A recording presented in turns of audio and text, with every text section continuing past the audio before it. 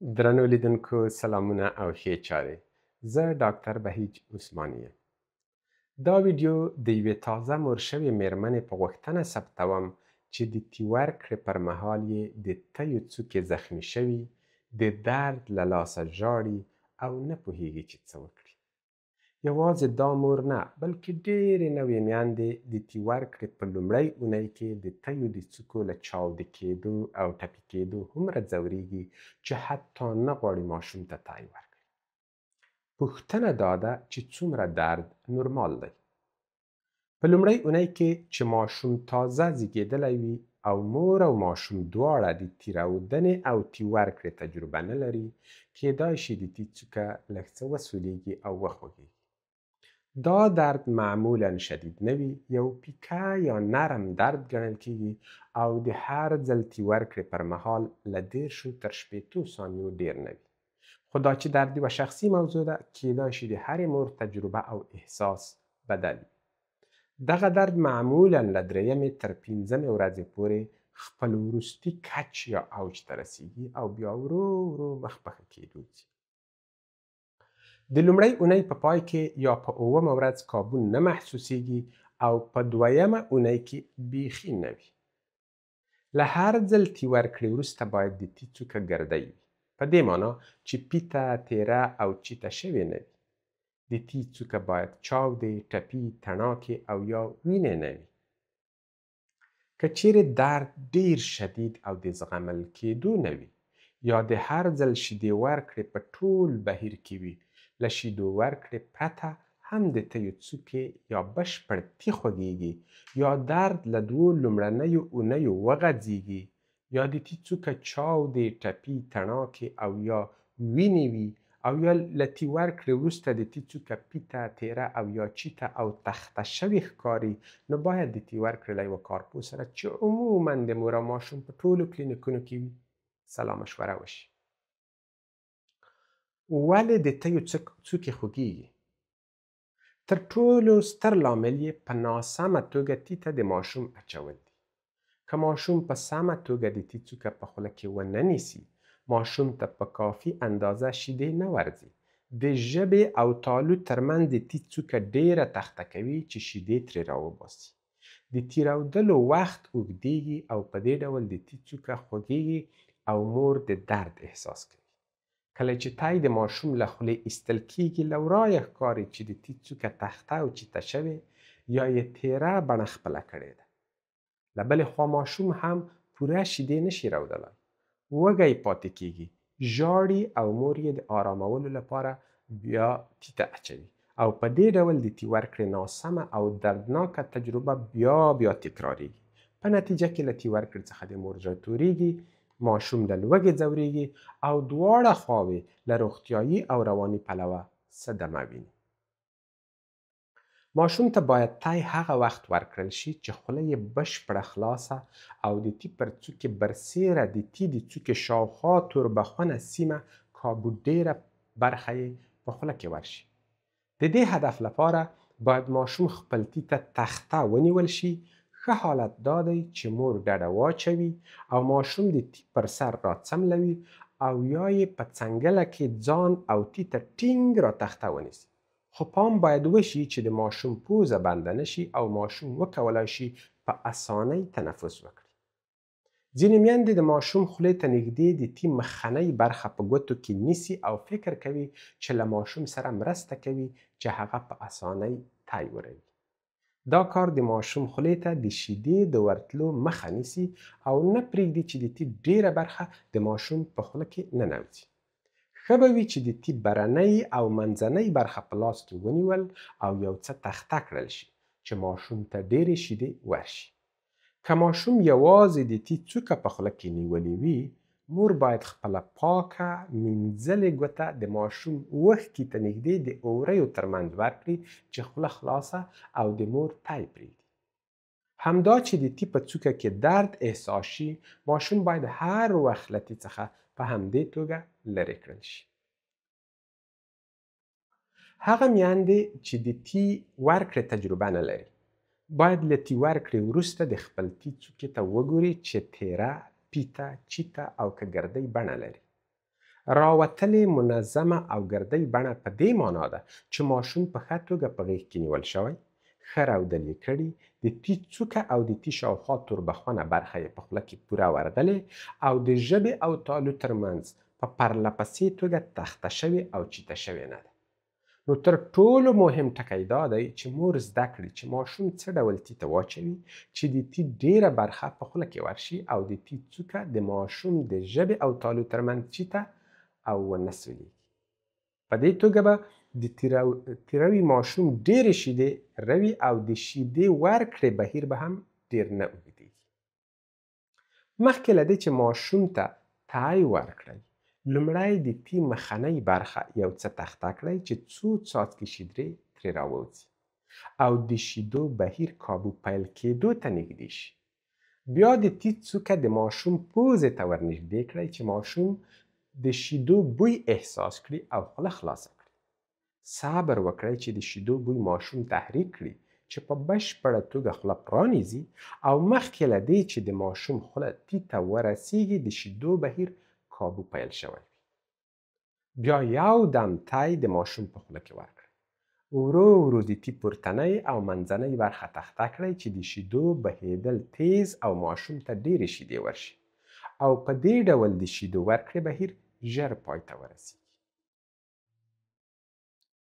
ځان ته د ماشوم را تخته نیول که له یوې خوا د مور او ماشوم ترمنځ د پوستکي او پوستکي تماس او اړیکه جوړوي، له بلې خوا له ماشوم سره مرسته کوي چې خوله یې تی ته په سمه توګه ورسیږي. زنه یې په تی کې پټه شي. د تی کابو ډیره توربخونه برخه یې چې د تی د څوکې شاوخوا ده خولې ته ننوځي او په اسانۍ شیدې وروي. ډیر پام مو وي چې د تی ورکړې پر مهال د ماشوم پوزه بنده او یا پوزې ته د هوا رسیدل کم نشي. په دې برخه کې باید هغه میندې خورا احتیاط او پام وکړي چې تی یې غټ. ډیرې داسې پیښې ثبت شوي چې د تی ورکړې پر مهال د ماشوم ساه بنده شوې او یا ماشوم د ساه بندۍ احساس کړی دی. ځینې وختونه ماشوم د ډیرې لوږې له لاسه پر تی برید کوي.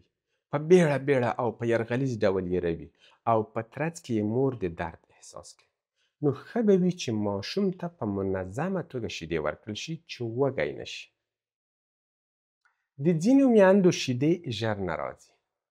چې ماشوم تی ته واچوي څه نه ورځي نو مجبوریږي پر تی ټینګه خوله ولګوي چې له کبله یې مور د درد احساس کوي او حتی که دا ډول رودنه دوامداره شي د تی څوکه ټپي کوي.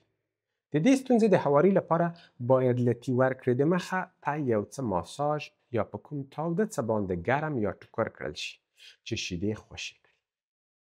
که ماشوم په سمه توګه تی ته اچول کیږي او د تی ورکړې ټول اصول په پام کې نیول کیږي، خو بیا هم د مور د تی څوکې ټپي او خوږیږي، کیدای شي د ماشوم د ژبې لاندې نرۍ پرده چې ژبه د خولې له لاندینۍ برخې سره نښلوي لنډه وي. د دې پردې د لنډوالي له لاسه د ژبې خوځېدل محدودیږي او ماشوم نشي کولای په سمه توګه رودل وکړي. دا ستونزه په جراحي عملیاتو باندې هواریږي. ماشوم باید یو کارپو ډاکټر ته وښودل شي. د کابل 10% میندو د تیو څوکې ډیرې وړې یا پرڅټ یعنی د ننه خواته ورننوتلې وي. که څه هم د دغو میرمنو په تیو کې شیدې پوره تولیدیږي، مګر ماشوم یې کله ناکله سمې نشي رودلی. دغه میندې باید هڅه وکړي له تی ورکړې د مخه د خپلو تیو څوکې یو څه تحریک کړي چې راووځي او ماشوم پر تی داسې واچوي چې د تی کابو غونډه توربخونه برخه یې په خوله ورشي او په دې ډول د تیو د څوکې د کوچنوالي یا پرڅټوالي اغیز راکم کړي. که دا کار ګټه ونه کړي او ماشوم لا هم نشي کولای شیدې وروي، له ډاکټر سره تر مشورې وروسته میندې کولای شي د لنډې مودې لپاره د تی د څوکې له نرم پلاستیکي پوښ څخه چې یو ډول د تی مصنوعي څوکه جوړوي کار واخلي.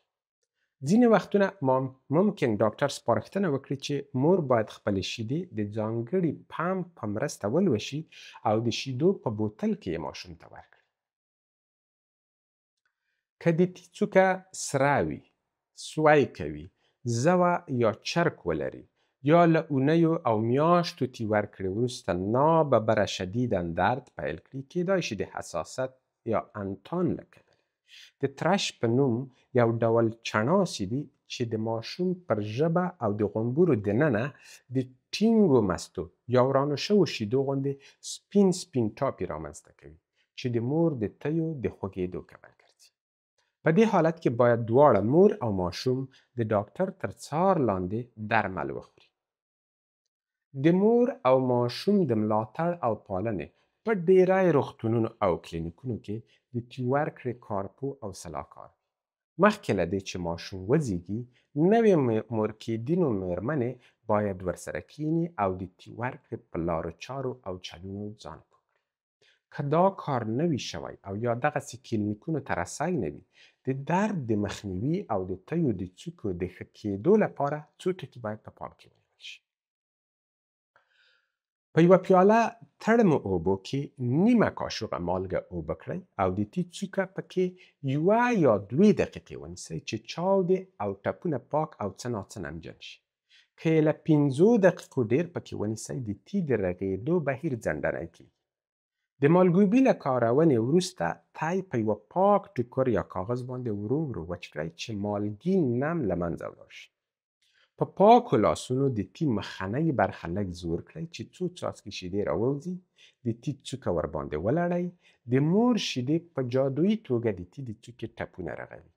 ځکه نو له هر ځل شیدې ورکړې وروسته پرېږدئ چې همدا شیدې د تی پر څوکه پاتې او وچې شي. د تی څوکه پر لانولین یا د تی لپاره پر کوم بل ځانګړي ملهم، کریمو یا غوړو چې په درملتونونو کې له نسخې پرته پلورل کیږي ولړئ. د ملهم یا کریمو له پیرلو وړاندې پر ډبي ټولې لیکنې ولولئ او ځان ډاډمن کړئ چې د مور او ماشوم دواړو ته زیان نه لري. که له وړیو سره حساسیت یا الرژي لرئ، لانولین مه کاروئ. دا ډول ملهمونه، کریم او غوړي مرسته کوي چې د تی څوکه نمجنه وساتي او ژر ورغوي. که لانولین ته رسی نه لرئ، کولی شئ د کوپرې یا زیتونو له تیلو څخه کار واخلئ. د کوپرې یا زیتون د تیلو او یا لانولین مقدار باید یوازې دومره وي چې د تی څوکه غوړه او نمجنه وساتي، نه دا چې د تی ورکړې پر مهال یې ماشوم وخوري. که فرضاً د تی څوکه در څخه ډیره غوړه شي، په یو نرم او نمجن ټوکر یا کاغذ یې راپاکه کړئ. شامپوګانې او صابونونه د تی د څوکې نم له منځه وړي او د لا چاودې کېدو کبل ګرځي. ښه به وي چې په کارولو کې احتیاط وکړئ. د تی د څوکې له غوړولو وروسته پرېږدئ چې آزاده هوا ورباندې ولګي. که ټټرۍ یا سینه بند اغوندئ، له کاټن یا پنبې جوړ هغه ګټور دی. په درملتونونو کې د تی یو ډول پلاستیکي پوښ پلورل کیږي چې د تی د څوکې لپاره ځانګړی ځای او سوری لري. په ټټرۍ یا سینه بند کې ایښودل کیږي. دغه پوښ نه پرېږدي چې ټټرۍ یا سینه بند د تی په څوکه ولګیږي او په دې ډول زخمونو او ټپونو ته وخت ورکوي چې ژر ورغېږي. که دې څیزونو ته رسی نه لرئ، ښه به وي چې بیخي ټټرۍ یا سینه بند وانه غوندئ او پر یوه آزاد کمیس ګزاره وکړئ. که د ژوند له ملګري پرته مو په کور کې کوم بل څوک ژوند نه کوي او تاسو ورسره ذهناً کومه ستونزه ونه لرئ، کولی شئ هیڅ کمیس ونه غوندئ. که د تی څوکه دومره ټپي شوې وي چې وینې ترې بهیږي او ډاکټر ته د تګ امکانات نه وي، نو ښه به وي چې له یوه داسې ملهم څخه چې انټي بایوټیک ولري لکه پولیسپورین چې له نسخې پرته د درملتونونو کې پلورل کیږي استفاده وکړئ. نیوسپورین ملهم مه کاروئ ځکه کیدای شي په تاسو یا ماشوم کې د پوستکي د التهاب یا ډرماټایټس کبل وګرځي. که د تی په څوکه مو ملهم تازه موښلی وي او یا در څخه د تی څوکه بیخي ډیره غوړه شوې وي او ماشوم شیدې غواړي، له تی ورکړې دمخه یې په یوه سوتره او نمجنه ټوټه پاک کړئ. له تی ورکړې دمخه یا په یوه تاوده څیز د تی ټوکرول او له تی ورکړې وروسته پر تی د یوه نسبتاً یخ څیز ایښول ګټه کوي.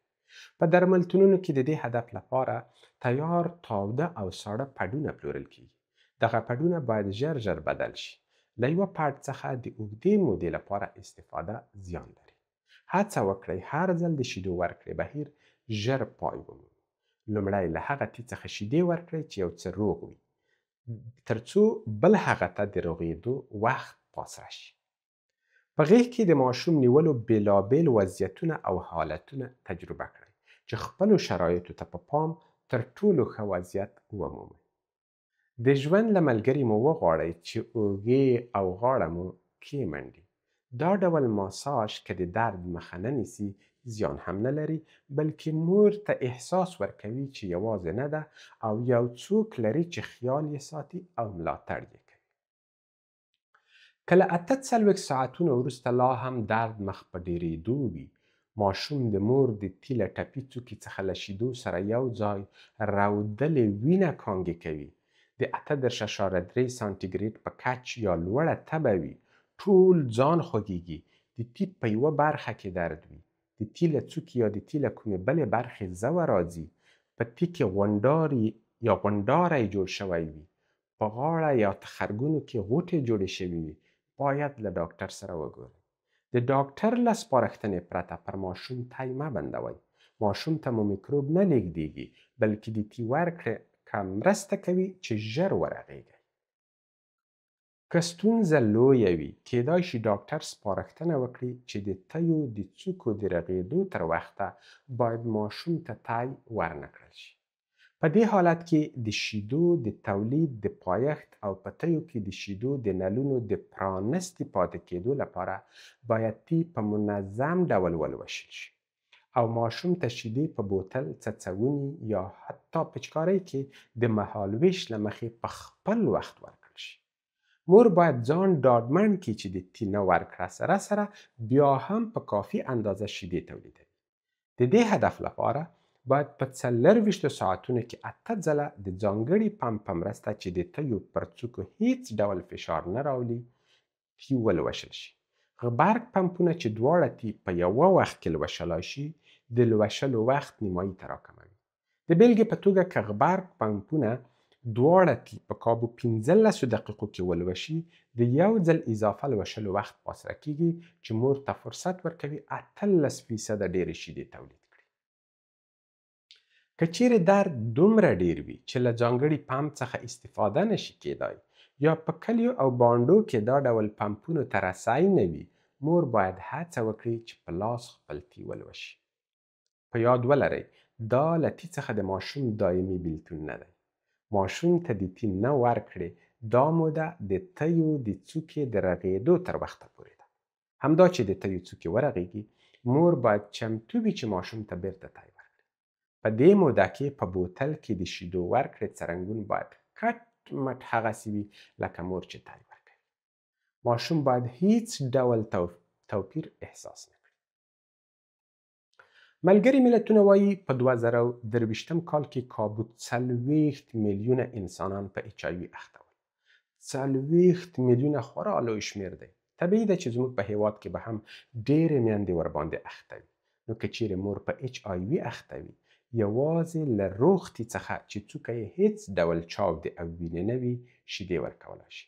د ناروغ او ټپي تی شیدې باید تر هغو پورې چې ټپ یې بشپړ روغ شوی نه وي ولوشل او ایسته واچول شي. تر بیا.